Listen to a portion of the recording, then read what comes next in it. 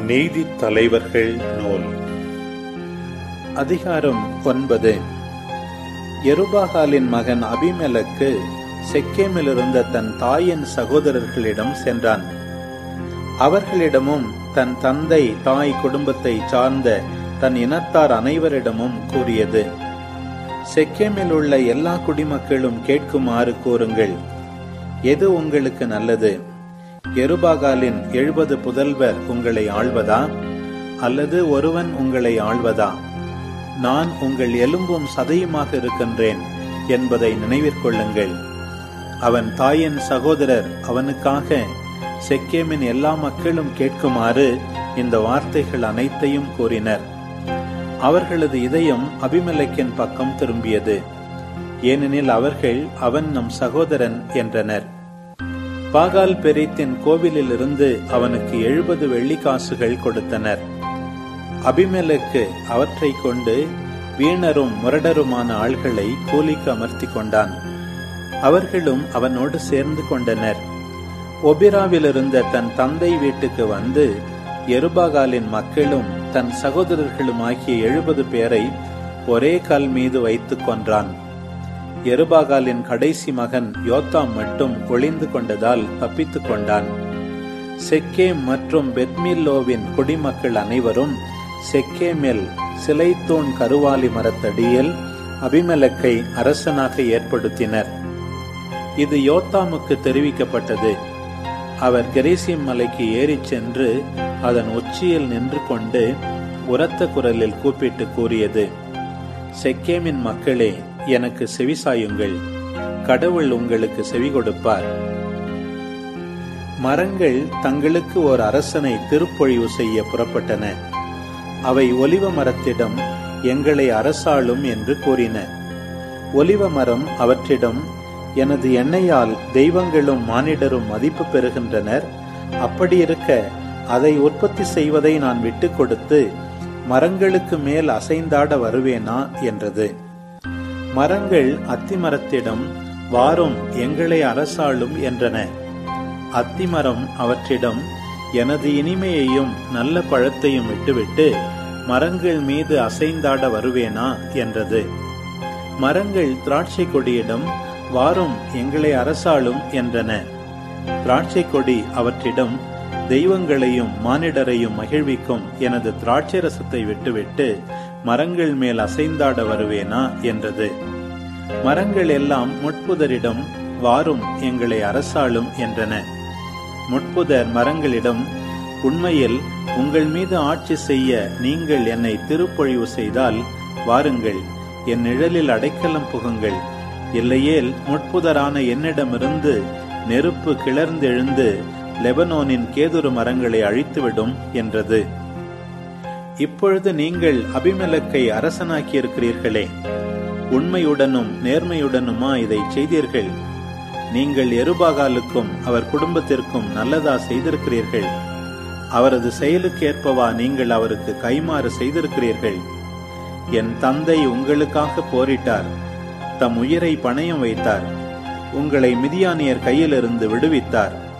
இன்று நீங்கள் என் தந்தையின் குடும்பத்திற்கு எதிராக எழுந்து அவருடைய புதல்வர் 70 பேரை ஒரே கல்லின் மேல் வைத்து கொண்டீர்கள். அவருடைய வேலைக்காரியின் மகன் அபிமெலக்கை செக்கேமின் குடிமக்களுக்கு அரசனாக்கினீர்கள். இதை உண்மையுடனும் நேர்மையுடனும் யெருபாகாலுக்கும் அவர் குடும்பத்திற்கும் இந்நாளில் செய்திருந்தால் நீங்கள் அபிமெலக்கை குறித்து மகிழ்ச்சி அடையுங்கள். அவனும் உங்களை குறித்து மகிழ்ச்சி அடைவான். இல்லையேல் அபிமெலக்கிடமிருந்து நெருப்பு கிளர்ந்தெழுந்து செக்கேம் மற்றும் பெத்மில்லோவின் குடிமக்களை எரித்தழிக்கட்டும். செக்கேம் மற்றும் பெத்மில்லோவின் குடிமக்களிடமிருந்து நெருப்பு கிளர்ந்தெழுந்து அபிமெலக்கை எரித்தழிக்கட்டும் என்றார். பின்னர் யோத்தாம் தம் சகோதரன் அபிமெலக்கிற்கு அஞ்சி பெயருக்கு தப்பி ஓடிச் சென்று அங்கே வாழ்ந்து வந்தார். அபிமெலக்கு இஸ்ராயேல் மக்கள் மீது 3 ஆண்டுகள் ஆட்சி செய்தான். கடவுள் அபிமெலக்கிற்கும் செக்கேம் குடிமக்களுக்கும் இடையே கடும் பகையை மூட்ட அவர்கள் அவனுக்கு நம்பிக்கை துரோகம் செய்தனர். யெருபாகாலின் 70 புதல்வர்களது இரத்தத்தை வன்முறையில் சிந்திய அபிமெலக்கின் மீதும் அவன் அவர்களை கொல்ல துணை நின்ற செக்கேமின் குடிமக்கள் மீதும் அத்தீமை திரும்பி விழுமாறு இவ்வாறு நடந்தது. செக்கேமின் குடிமக்கள் அவனுக்கு எதிராக மலைகளின் உச்சிகளில் ஆள்களை பதுங்கி இருக்க வைத்து அவ்வழியே கடந்து செல்வோரை எல்லாம் கொள்ளையடிக்க செய்தனர். இது அபிமெலேக்கிற்கு தெரிவிக்கப்பட்டது. தன் சகோதரர்களுடன் செக்கேமுக்கு வந்திருந்த எபேதின் மகன் ககால் செக்கேம் குடிமக்களின் நம்பிக்கைக்குரியவனானான். அவர்கள் அனைவரும் தம் விளைநிலங்களுக்கு சென்று திராட்சையை பறித்து பிழிந்து விழா கொண்டாடினர். அவர்கள் தம் தெய்வங்களின் கோவிலுக்கு சென்று உண்டு குடித்து அபிமெலேக்கை பழித்து பேசினர். எபேதின் மகன் ககால், அபிமெலேக்கு என்பவன் யார்? செக்கேமின் மக்கள் யார்? நாம் ஏன் அவனுக்கு அடிபணிய வேண்டும்? எருபாகாலின் மகனும் செபூல் என்ற அவனுடைய அதிகாரியும் செக்கேமின் தந்தையாகிய ஆமோரின் ஆள்களுக்கு அடிபணிந்திருந்தார்களே. அப்படி இருக்க நாம் ஏன் அவனுக்கு அடிபணிய வேண்டும்? இம்மக்களை யார் என் கையில் ஒப்படைப்பர்? அப்பொழுது நான் அபிமெலேக்கை ஒழித்து விடுவேன். நான் அபிமெலேக்கிடம், உன் படையை திரட்டி கொண்டு புறப்பட்டு வா என்று கூறுவேன் என்றான். நகரின் அதிகாரி செபூல் எபேதின் மகன் ககாலின் வார்த்தைகளை கேட்டு சினமுற்றான். அவன் அபிமெலேக்கிற்கு மறைவாக தூதுரை அனுப்பி தெரிவித்தது, இதோ எபேதின் மகன் ககாலும் அவன் சகோதரர்களும் செக்கேமுக்கு வந்துள்ளனர். அவர்கள் உனக்கு எதிராக நகரை தூண்டிவிடுகின்றனர். இப்பொழுது இரவோடு இரவாக எழுந்து நீயும் உன்னோடு உள்ள மக்களும் விளைநிலங்களில் பதுங்கியிருங்கள். காலையில் கதிரவன் உதிக்கும் பொழுது நீ புறப்பட்டு நகருக்குள் பாய்ந்து செல். அவனும் அவனோடு இருக்கும் மக்களும் உன்னை நோக்கி வெளியே வருவார்கள். உனக்கு தோன்றுவது போல் அவனுக்கு செய். அபிமெலேக்கும் அவனோடு இருந்த மக்களும் இரவில் எழுந்து 4 பிரிவுகளாக செக்கேமுக்கு அருகில் பதுங்கியிருந்தனர். எபேதின் மகன் ககால் வெளியே சென்று நகரின் நுழைவாயிலில் நின்று கொண்டிருந்தான். அபிமெலேக்கும் அவனுடன் இருந்த மக்களும் பதுங்கியிருந்த இடத்திலிருந்து எழுந்தனர். ககால் அவர்களை பார்த்து செபூலிடம், இதோ மக்கள் மலைகளின் உச்சிகளிலிருந்து இறங்குகின்றனர் என்றான். அதற்கு செபூல், மலைகளின் நிழலை நீ மனிதர்களாக காண்கிறாய் என்றான். ககால் மீண்டும் இவ்வாறு கூறினான், இதோ மக்கள் நாட்டின் மிக உயர்ந்த பகுதியிலிருந்து வருகின்றார்கள். ஒரு பிரிவு குறி சொல்வோர் கருவாலி மரப்பாதையிலிருந்து வருகின்றது. செபூல் அவனிடம், அபிமெலேக்கு என்பவன் யார்? நாம் ஏன் அவனுக்கு அடிபணிய வேண்டும் என்று கூறிய உன் வாய் எங்கே? இம்மக்களை அன்றோ நீ இழித்துரைத்தாய்? இப்பொழுது புறப்பட்டு சென்று அவனோடு போரிடு என்றான். ககால் செக்கேம் மக்களின் முன்னே சென்று அபிமெலேக்குடன் போரிட்டான். அபிமெலேக்கு அவனை துரத்த அவனிடமிருந்து தப்பி ஓடினான். நுழைவாயில் வரை பலர் காயமுற்று விழுந்தனர். அபிமெலேக்கு அருமாவில் தங்கினான். ககாலையும் அவன் சகோதரர்களையும் செக்கேமில் வாழாதபடி செபூல் துரத்திவிட்டான்.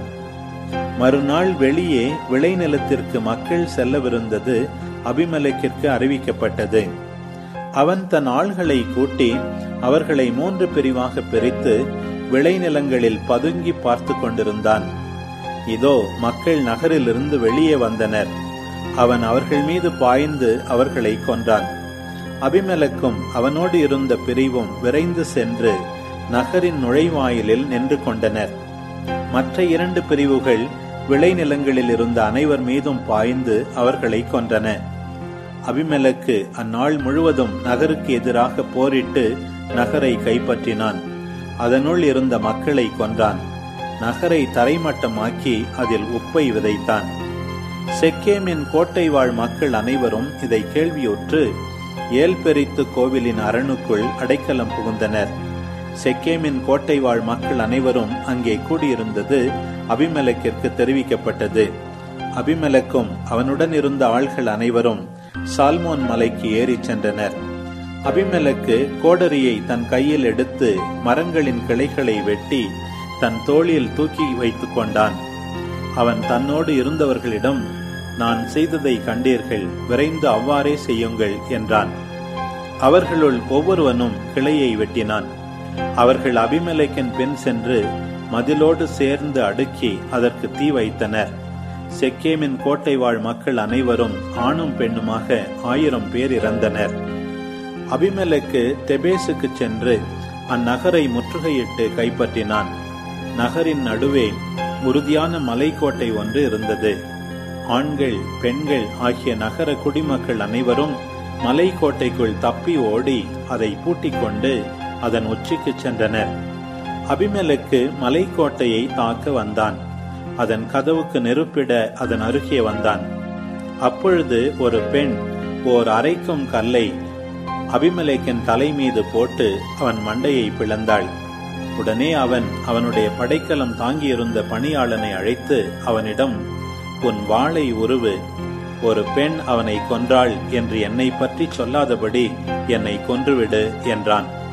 அந்த பணியாளன் அவனை ஊடுருவ குத்தவே அவனும் மடிந்தான். இஸ்ரேல் மக்கள் அபிமெலக்கு மடிந்ததை கண்டனர். ஒவ்வொருவரும் தம் இடத்திற்கு திரும்பினர். இவ்வாறு அபிமெலக்கு தன் 70 சகோதரர்களை கொன்று தன் தந்தைக்கு எதிராக செய்த தீச்செயலுக்கு உரிய தண்டனையை கடவுள் அவனுக்கு வழங்கினார். ஆண்டவர் செக்கேமின் மக்கள் செய்த எல்லா தீய செயலுக்குரிய தண்டனையையும் அவர்கள் தலை மீதே விழச் செய்தார். யெருபாகாலின் மகன் யோத்தாமின் சாபம் அவர்கள் மீது விழுந்தது. நீதி தலைவர்கள் நூல் அதிகாரம் 10. அபிமெலேக்கிற்கு பின் இஸ்ரேலை விடுவிக்க தோதுவின் புதல்வன் பூவாவின் மகனான தோலா எழுந்தார். அவர் இசக்கார் குலத்தை சார்ந்தவர். அவர் எப்ராயிம் மலையில் சாமீரில் வாழ்ந்து வந்தார். அவர் இஸ்ரேல் மக்களுக்கு 23 ஆண்டுகள் நீதி தலைவராக விளங்கினார். அவர் இறந்து சாமீரில் அடக்கம் செய்யப்பட்டார். அவருக்கு பின் கிளையாத்தை சார்ந்த யாயீர் என்பவர் எழுந்தார். அவர் இஸ்ரேல் மக்களுக்கு 22 ஆண்டுகள் நீதி தலைவராக விளங்கினார். அவருக்கு 30 புதல்வர். அவர்கள் 30 கோவேறு கழுதைகள் மீது சவாரி செய்தனர். அவர்களுக்கு 30 நகர்கள் இருந்தன. அவற்றை அவோத் யாயீர் என்று இந்நாள் வரை அழைக்கின்றனர். அது கிளையாது நிலப்பகுதியில் உள்ளது. அவர் இறந்து காமோனில் அடக்கம் செய்யப்பட்டார். ஆண்டவரின் பார்வையில் தீயதெனப்பட்டதை இஸ்ரேல் மக்கள் மீண்டும் செய்ய தொடங்கினர். பாகால்களுக்கும் அஸ்தரோத்துகளுக்கும் சிரியாவின் தெய்வங்களுக்கும் சீதோனின் தெய்வங்களுக்கும் மோவாபின் தெய்வங்களுக்கும் அம்மோனிய மக்களின் தெய்வங்களுக்கும் பெலிஸ்தியரின் தெய்வங்களுக்கும் ஊழியம் செய்தனர். ஆண்டவரை கைவிட்டனர். அவருக்கு ஊழியம் புரியவில்லை. இஸ்ரேலுக்கு எதிராக ஆண்டவரின் சினம் மூண்டது. அவர் அவர்களை பெலிஸ்தியரின் கையிலும் அம்மோனியரின் கையிலும் ஒப்படைத்தார். அவர்கள் அந்த ஆண்டு இஸ்ரேல் மக்களை ஒடுக்கி துன்புறுத்தினர். யோர்தானுக்கு அப்பால் கிளையாதில் இருந்த அம்மோனியர் நிலத்தில் வாழ்ந்த இஸ்ரேல் மக்களை 18 ஆண்டுகள் துன்புறுத்தினர். யூதாவுடனும் பென்யமீனுடனும் எப்ராயிம் வீட்டுடனும் போரிட அம்மோனியர் யோர்தானை கடந்து வந்தனர். இஸ்ரேலர் மிகவும் அல்லலுற்றனர். இஸ்ரேல் மக்கள் ஆண்டவரிடம், உமக்கெதிராக பாவம் செய்தோம், ஏனெனில் நாங்கள் எங்கள் கடவுளாகிய உம்மை விட்டு விலகி பாகாலுக்கு ஊழியம் புரிந்தோம் என்று கூறி கூக்குரலிட்டனர். ஆண்டவர் இஸ்ரேல் மக்களிடம், எகிப்தியரிடமிருந்தும் எமோரியரிடமிருந்தும் அம்மோன் மக்களிடமிருந்தும் பெலிஸ்தியரிடமிருந்தும் நான் உங்களை விடுவிக்கவில்லையா? சீதோனியரும் அமலேக்கியரும் மாகோனியரும் உங்களை நசுக்கிய பொழுது நீங்கள் என்னை நோக்கி கூக்குரலிட்டீர்கள். நான் உங்களை அவர்கள் கையிலிருந்து விடுவித்தேன். ஆனால் நீங்கள் என்னை விட்டு விலகி வேற்று தெய்வங்களை வணங்கினீர்கள். ஆகவே நான் உங்களை மீண்டும் விடுவிக்க மாட்டேன். நீங்கள் தேர்ந்தெடுத்த தெய்வங்களிடமே சென்று கூக்குரலிடுங்கள்.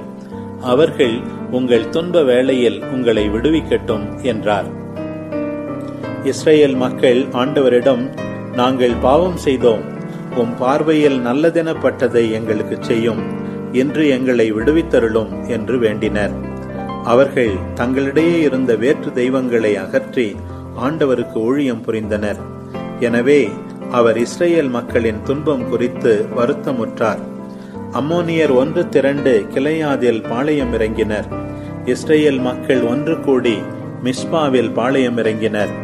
மக்களும் கிளையாதின் தலைவர்களும் ஒவ்வொருவரும் தம் நண்பரிடம், அம்மோனியருக்கு எதிராக யார் போரிடத் தொடங்குகின்றானோ அவனே கிளையாது வாழ் மக்கள் அனைவருக்கும் தலைவனாக இருப்பான் என்றனர். நீதி தலைவர்கள் நூல் அதிகாரம் 11. கிளையாதை சார்ந்த யெப்தா வலிமை மிக்க போர் வீரர். அவர் ஒரு விலைமாதின் மகன். யெப்தா கிளையாதுக்கு பிறந்தவர். கிளையாதின் மனைவியும் அவருக்கு புதல்வரை பெற்றெடுத்தாள். அம்மனைவியின் புதல்வர் பெரியவர்களானதும் யெப்தாவை துரத்திவிட்டனர். அவர்கள் அவரிடம், எங்கள் தந்தையின் வீட்டில் உனக்கு பங்கு இல்லை, ஏனெனில் நீ வேறொரு பெண்ணின் மகன் என்று கூறினர். யெப்தா தம் சகோதரர்களிடமிருந்து தப்பி ஓடி தோபு நாட்டில் வாழ்ந்து வந்தார். வீணர்கள் யெப்தாவுடன் சேர்ந்து கொண்டு அவருடன் திரிந்தனர். அம்மோனியர் இஸ்ரேலருடன் போர் தொடுத்த பொழுது கிளையாதின் பெரியோர்கள் யெப்தாவை தோபிலிருந்து கூட்டி வரச் சென்றனர். அவர்கள் யெப்தாவிடம், நீர் வந்து எங்களுக்கு தலைவராக இரும், அம்மோனியருக்கு எதிராக நாம் போரிடுவோம் என்றனர். யெப்தா கிளையாதின் பெரியோர்களிடம், நீங்கள் என்னை வெறுக்கவில்லையா? என் தந்தையின் வீட்டிலிருந்து என்னை வெளியே துரத்தவில்லையா? நீங்கள் துன்புறும் இந்நேரத்தில் மட்டும் ஏன் என்னிடம் வருகின்றீர்கள் என்று கேட்டார். கிளையாதின் பெரியோர்கள் யெப்தாவிடம், அதனால்தான் நாங்கள் உம்மை அழைத்துச் செல்ல வந்துள்ளோம். எங்களுடன் வந்து அம்மோனியருடன் போரிடும். நீர் எங்களுக்கும் கிளையாதில் வாழும் அனைவருக்கும் தலைவராக இருப்பீர் என்றனர். யெப்தா கிளையாதின் பெரியோர்களிடம், நீங்கள் அம்மோனியருடன் போரிடுவதற்காக என்னை அழைத்துச் செல்ல வந்திருக்கின்றீர்கள். ஆண்டவர் அவர்களை என்னிடம் ஒப்புவித்தால் நான் உறுதியாக உங்கள் தலைவனாக இருப்பேன் என்றார். கிளையாதின் பெரியோர்கள் யெப்தாவிடம், நீர் கூறியபடி நாங்கள் செய்வது உறுதி, ஆண்டவரே நமக்கிடையே சாட்சியாக இருப்பார் என்றனர். யெப்தா கிளையாதின் பெரியோர்களுடன் புறப்பட்டு சென்றார். மக்கள் அவரை தங்கள் தலைவராகவும் போர் தளபதியாகவும் ஏற்றுக்கொண்டனர். யெப்தா மிஸ்பாவில் ஆண்டவர் திருமுன் தம் காரியங்கள் அனைத்தையும் பற்றி கூறினார். யெப்தா அம்மோனிய மன்னரிடம் தூதரை அனுப்பி, எனக்கும் உமக்கும் இடையே என்ன வழக்கு? நீர் ஏன் எனக்கு எதிராக வந்து என் நிலத்தில் போரிடுகின்றீர் என்று கேட்டார். அம்மோனியரின் மன்னன் யெப்தாவின் தூதரிடம், இஸ்ரேல் மக்கள் எகிப்திலிருந்து வெளியே வருகையில் அர்னோனிலிருந்து யாபோக்கு வரை யோர்தான் வரையிலும் என் நிலத்தை பறித்து கொண்டனர். இப்பொழுது அவற்றை சமாதானமாக திருப்பிக் கொடும் என்றான். யெப்தா தூதரை மீண்டும் அம்மோனிய மன்னனிடம் அனுப்பி அறிவித்தது. யெப்தா கூறுவது இதுவே, இஸ்ரேலர் மோவாபியரின் நிலத்தையோ அம்மோனியரின் நிலத்தையோ பறித்து கொள்ளவில்லை. ஏனெனில் அவர்கள் எகிப்திலிருந்து வெளியேறி வருகையில் இஸ்ரேலர் பாலை நிலத்தில் நடந்து செங்கடலுக்கும் பின்னர் காதேசுக்கும் வந்தனர். இஸ்ரேலர் ஏதோமின் மன்னனுக்கு, நாங்கள் உம் நாட்டை கடக்க அனுமதி அளியும் என்று தூதரிடம் சொல்லி அனுப்பினர். ஏதோமின் மன்னன் அதை கேட்கவில்லை. மோவாபு மன்னனிடமும் அனுப்பினர், அவனும் இசையவில்லை. எனவே இஸ்ரேலர் காதேசில் தங்கினர். பின்னர் அவர்கள் பாலை நிலத்தில் ஏதோம் நாட்டையும் மோவாபு நாட்டையும் சுற்றி சென்று மோவாபின் கிழக்கு பகுதிக்கு வந்தனர். அங்கு மோவாபின் எல்லையான அர்னோனின் அக்கறை பகுதியில் தங்கினர். மோவாபின் எல்லைக்குள் கால் வைக்கவே இல்லை. இஸ்ரேலர் எஸ்போனில் ஆட்சி செய்த எமோரிய மன்னன் சீகோனிடம் தூதரை அனுப்பினர். இஸ்ரேலர் அவனிடம், உம் நாட்டை கடந்து எம் இடத்தை அடைய அனுமதி தாரும் என்று வேண்டினர்.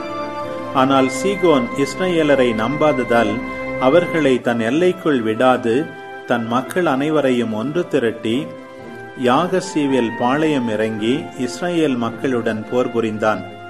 இஸ்ரேலின் கடவுளாகிய ஆண்டவர் சீகோனையும் அவன் மக்கள் அனைவரையும் இஸ்ரேலரின் கையில் ஒப்புவித்தார்.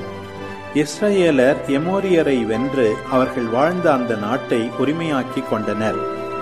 அர்னோனிலிருந்து யாபோக்கு வரை, பாலை நிலத்திலிருந்து யோர்தான் வரை இருந்த எமோரியரின் நாடு முழுவதையும் இஸ்ரேலர் உரிமையாக்கி கொண்டனர். இப்பொழுது இஸ்ரேலரின் கடவுளாகிய ஆண்டவர் எமோரியரை தம் மக்கள் இஸ்ரேலின் முன்னிலையிலிருந்து துரத்தி இருக்க அந்த நாட்டை உரிமையாக்கிக் கொள்வது எப்படி? உம் கடவுளாகிய கேமோசு உமக்கு உடமையாக கொடுப்பதை நீர் உரிமையாக்கிக் கொள்ள மாட்டீரா? அவ்வாறே எங்கள் கடவுளாகிய ஆண்டவர் எங்களுக்கு உடமையாக கொடுத்ததை நாங்கள் உரிமையாக்கிக் கொள்ளாது இருப்போமா? நீர் மோவாபின் மன்னன் சிப்போரின் மகன் பாலாக்கை விட சிறந்தவரா? அவன் இஸ்ரேலருடன் எப்போதாவது வழக்காடினானா அல்லது அவர்களோடு போரிட்டானா? இஸ்ரேலர் எஸ்போனிலும் அதன் சிற்றூர்களிலும் அரோயேரிலும் அதன் சிற்றூர்களிலும் அர்னோனின் கரைகளில் இருந்த எல்லா நகர்களிலும் 300 ஆண்டுகள் வாழ்ந்திருக்க இவ்வளவு காலமாய் நீர் ஏன் அவற்றை திரும்ப எடுத்துக்கொள்ளவில்லை? நான் உமக்கு தீங்கிழைக்கவில்லை, ஆனால் நீர் எனக்கு எதிராக போர் தொடுத்து தீமை விளைவிக்கின்றீர். நீதி வழங்கும் ஆண்டவர் இஸ்ரேல் மக்களுக்கும் அம்மோனிய மக்களுக்கும் இடையே இன்று நீதி வழங்கட்டும். அம்மோனியரின் மன்னன் தனக்கு இப்தா சொல்லி அனுப்பிய வார்த்தைகளை ஏற்கவில்லை. ஆண்டவரின் ஆவி இப்தாவுக்கு அருளப்பட்டது. அவர் கிளையாதையும் மனாசேயையும் கடந்து கிளையாதில் இருந்த மிஸ்பாவை கடந்து அங்கிருந்த அம்மோனியரை நெருங்கினார். இப்தா ஆண்டவருக்கு ஒரு நேர்ச்சை செய்தார். நீர் அம்மோனிய மக்களை என் கையில் ஒப்புவித்தால் அவர்களிடமிருந்து நான் வெற்றியோடு திரும்பும் பொழுது யார் என்னை சந்திக்க என் வீட்டு வாயிலிருந்து புறப்பட்டு வருகின்றாரோ அவர் ஆண்டவருக்கு உரியவர். அவரை கொண்டு வந்து எரிபலி ஆக்குவேன். இப்தா அம்மோனியருடன் போரிடச் சென்றார். ஆண்டவர் அவர்களை அவர் கையில் ஒப்புவித்தார். இப்தா அரோயேரிலிருந்து மின்னித்து அருகாமை வரை 20 நகர்களையும் ஆபெல் கெராமின் வரை இருந்த பகுதிகளையும் அழித்தார். இஸ்ராயேல் முன்னிலையில் அம்மோனியர் அடக்கப்பட்டனர். இப்தா மிஸ்பாவிலிருந்து தம் வீடு திரும்பினார். இதோ அவர் மகள் மேளதாளத்துடன் நடனமாடிக்கொண்டு அவரை சந்திக்க புறப்பட்டு வந்தாள். அவள் அவருடைய ஒரே மகள். அவருக்கு வேறு மகனோ மகளோ இல்லை. அவர் அவளை பார்த்தார். தம் உடைகளை கிழித்து கொண்டு, ஐயோ என் மகளே, நீ எனக்கு மோசம் செய்து விட்டாயே, நீ என்னை துன்பத்திற்கு ஆளாக்கிவிட்டாயே, நான் ஆண்டவருக்கு வாக்கு கொடுத்து விட்டேனே, அதை நான் மாற்ற முடியாதே என்றார். அவள் அவரிடம், அப்பா, நீங்கள் ஆண்டவருக்கு வாக்கு கொடுத்து விட்டீர்கள் என்றால் உங்கள் வாக்கின்படியே எனக்கு செய்யுங்கள். ஏனெனில் ஆண்டவர் உங்கள் எதிரிகளான அம்மோனியரை உங்களுக்காக பழிவாங்கிவிட்டார் என்றாள். அவள் தந்தையிடம், என் விருப்பத்தை நிறைவேற்றுங்கள், 2 மாதங்கள் என்னை தனியாக விடுங்கள், நான் மலைகளில் சுற்றித் திரிந்து எனது கன்னிமை குறித்து என் தோழியருடன் துக்கம் கொண்டாடுவேன் என்றாள். அவர் சென்று வா என்று சொல்லி அவளை 2 மாதங்களுக்கு அனுப்பி வைத்தார். அவள் தன் தோழியருடன் சென்று தன் கன்னிமை குறித்து மலை மீது துக்கம் கொண்டாடினாள். 2 மாதங்கள் முடிந்த பின் அவள் தன் தந்தையிடம் வந்தாள். அவர் தாம் செய்திருந்த நேர்ச்சையின்படி அவளுக்கு செய்தார். அவள் ஆணுறவு கொள்ளவே இல்லை. அன்று முதல் இஸ்ராயேல் மகளிர் ஆண்டுதோறும் 4 நாள்கள் கிளையாதை சார்ந்த இப்தாவின் மகளுக்காக துக்கம் கொண்டாடுவது இஸ்ரேலில் வழக்கமாயிற்று. ரூத்து ஆகமம் அதிகாரம் 4. இதற்கிடையில் போவாசு பொதுமன்றம் கூடும் நகர வாயிலுக்கு சென்று அங்கே அமர்ந்து கொண்டார். போவாசு முன்பு குறிப்பிட்ட எலிமலேக்கின் முறை உறவினர் அவ்வழியாக வந்தார். போவாசு அவரை பெயர் சொல்லி அழைத்து, இங்கே வந்து சற்று உட்காரும் என்றார். அவரும் அவ்வாறே அருகில் வந்து உட்கார்ந்தார். பிறகு போவாசு ஊர் பெரியோருள் 10 பேரை வரவழைத்து, இங்கே சற்று உட்காருங்கள் என்றார். அவர்கள் உட்கார்ந்தவுடன் போவாசு அந்த உறவினரை நோக்கி, நம் நெருங்கிய உறவினரான எலிமலேக்கிற்கு சொந்தமான தொண்டு நிலம் ஒன்று இருப்பது உமக்கு தெரியும் அல்லவா? மோவாபு நாட்டிலிருந்து திரும்பி வந்திருக்கும் நகோமி இப்போது அதை விற்கப் போகிறார். இதை உம் காதில் போட்டு வைக்க வேண்டும் என்று நினைத்தேன். இங்கு அமர்ந்திருப்பவர் முன்னிலையிலும் என் உறவின் முறை பெரியோர் முன்னிலையிலும் அந்த நிலத்தை நீர் வாங்கிக் கொள்ளும். விருப்பமில்லை எனில் சொல்லிவிடும். ஏனெனில் அதை மீட்கும் உரிமை முதலில் உமக்கும் உமக்கு பின் எனக்கும் உண்டு, வேறெவர்க்கும் இல்லை என்றார். அதற்கு அவர், சரி, வேண்டுமானால் வாங்கிக் கொள்கிறேன் என்றார். போவாசு அவரிடம், ஆனால் நகோமியிடமிருந்து இந்த நிலத்தை நீர் வாங்கும் நாளில் இறந்தவனின் மனைவியான மோவாபிய பெண் ரூத்தை மனைவியாக ஏற்றுக்கொள்கின்றீர் என்பதை தெரிந்து கொள்ளும். இறந்து போனவருக்கு வழிமரபு தோன்றுவதற்காகவும் அவரது குடும்ப சொத்து அவர் பெயரிலேயே தொடர்ந்து இருப்பதற்காகவும் நீர் இதை செய்ய வேண்டும் என்றார். அவரோ, என்னால் அந்த நிலத்தை வாங்க இயலாது, ஏனெனில் இதனால் என் குடும்பத்திற்குரிய உரிமை சொத்து குறைந்து போகும். நீரே அந்த உரிமையை எடுத்துக்கொள்ளும், என்னால் நிலத்தை வாங்கவே இயலாது என்றார். இஸ்ரவேலரிடையே பண்டை காலத்தில் ஒரு பழக்கம் இருந்தது. நில விற்பனை அல்லது கொடுக்கல் வாங்கல் நடைபெறும் போது எடுக்கும் முடிவை உறுதிப்படுத்துவதற்காக ஒருவர் தம் காலணியை கழற்றி மற்றவரிடம் கொடுத்து விடுவார். எடுக்கப்பட்ட முடிவை உறுதிப்படுத்தும் முறை இதுவே. அவ்வாறே அந்த முறை உறவினர் போவாசிடம் நீரே வாங்கிக் கொள்ளும் என்று சொன்னபோது அவர் தம் காலணியை கழற்றி அவரிடம் கொடுத்தார். அதன் பின் போவாசு அங்கிருந்த பெரியோரையும் மற்றெல்லாரையும் நோக்கி, நான் எலிமலேக்கு, கிலியோன், மக்லோன் ஆகியோருக்கு உரிமையான அனைத்தையும் நகோமியிடமிருந்து வாங்கிவிட்டேன். இதற்கு இன்று நீங்களே சாட்சி. மேலும் மக்லோனின் மனைவியாயிருந்த மோவாபிய பெண் ரூத்தை என் மனைவியாக ஏற்றுக்கொள்கிறேன். இறந்தவரின் உரிமை சொத்து அவர் பெயரிலேயே தொடர்ந்து இருக்கவும் அப்பெயர் அவருடைய உறவின் முறையிலும் ஊரிலும் நீடித்திருக்கவும் இதை செய்கிறேன். இதற்கும் நீங்கள் என்று சாட்சி என்றார். அதற்கு நகர வாயிலில் இருந்த பெரியோரும் மற்றெல்லோரும், ஆம், நாங்கள் சாட்சிகள். இஸ்ரவேலின் குடும்பம் பெருகச் செய்த ராகேல், லேயாள் இருவரை போல உமது இல்லம் புகுந்திடும் இந்த பெண்ணும் இருக்கும் வண்ணம் ஆண்டவர் அருள்க. எப்ராத்தில் வளமுடன் நீர் வாழ்க, பெத்லகேமில் புகழுடன் நீர் திகழ்க. ஆண்டவர் இந்த பெண் வழியாக அருளும் பிள்ளைகளால் உமது குடும்பம் யூதா, தாமார், மக்னாம், பெரேட்சு குடும்பம் போன்று விளங்குவதாக என்று வாழ்த்தினர். இவ்வாறு போவாசு தாம் சொன்னபடியே ரூத்தை தம் வீட்டுக்கு அழைத்துச் சென்று அவரை மணந்து கொண்டார். அவர்கள் கூடி வாழ்ந்தபோது அவர் கருத்தரிக்க ஆண்டவர் அருள் கூர்ந்தார். ரூத்து ஓர் ஆண்மகவை பெற்றெடுத்தார். ஊர் பெண்கள் நகோமியை பார்த்து, ஆண்டவர் திருப்பெயர் போற்றி போற்றி, உன்னை காக்கும் பொறுப்பினை உடையான் ஒருவனை அவர்தாம் அருளியுள்ளாரே. இஸ்ரவேலில் அவனது பெயரும் புகழுடன் ஓங்கி திகழ்வதாக. புதுவாழ் உனக்கு அன்னவன் தருவான், முதுமையில் உனக்கு அன்னமும் அளிப்பான். உன்பால் கொண்ட அன்பால் உனக்கு மைந்தர் 70 மேலாய் விளங்கும்.